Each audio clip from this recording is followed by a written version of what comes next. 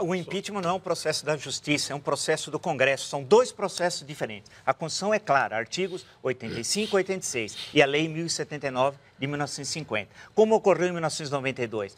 Foi um processo que se desenvolve. Você apresenta uma denúncia, no caso foi feito pela OAB e pela ABI, com base no relatório da CPI do Paulo César Farias, acusações feitas pelo irmão Pedro Collor e tal.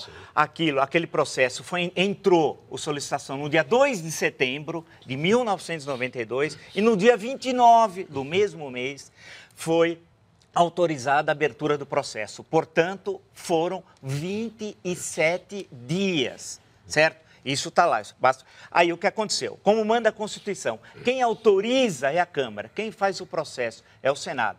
Chegou ao Senado no dia 2 de outubro, o presidente foi notificado, assumiu o vice, interinamente, e o processo desenvolveu no Senado até o dia 29 de dezembro, na noite do dia 29 para o dia 30. E ele renunciou antes de ser empechado, vamos usar a forma popular, da presidente. Portanto, esse é um processo estritamente político, que nada tem a ver com o Delcídio e nada tem a ver com a Lava Jato. Porque o processo que foi aceito e que parou no Supremo, que o problema é o Supremo, que fez uma decisão que o embargo de declaração, até hoje, que foi solicitado, ninguém sabe qual é a decisão do Supremo, nem o próprio Supremo. Ou seja, o que eu estou dizendo com isso? A solicitação assinada pelos juristas Hélio Bicudo, Miguel Halley e pela professora Janina Pascoal, independe desse processo, que ele é bem anterior. Ele está se referindo a crimes da Lei 1079, que foi recebida, vale lembrar, na Constituição de 1988.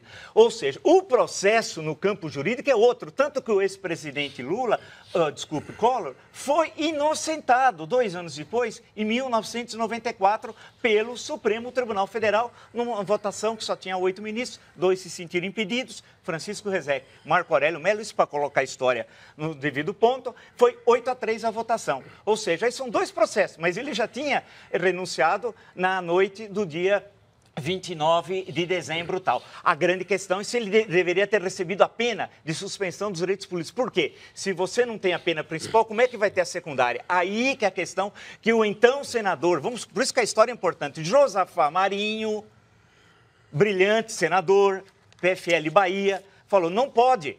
Se você não tem a pena principal, quando é que você vai aplicar a secundária, que era a suspensão dos direitos políticos por 8 anos. Mesmo assim, o mesmo senador acabou votando pela suspensão, mas ele colocou essa questão antes e tal. Ou seja, a questão que se coloca são 2 processos distintos, e outro é o processo no Tribunal Superior Eleitoral, que o ministro Gilmar Mendes, que assume em maio a presidência daquele tribunal, vai enfrentar. Agora, para concluir, a questão não é criar tensão, não. Dizer a verdade e apontar os crimes cometidos pelo projeto criminoso de poder não cria tensão, esclarece.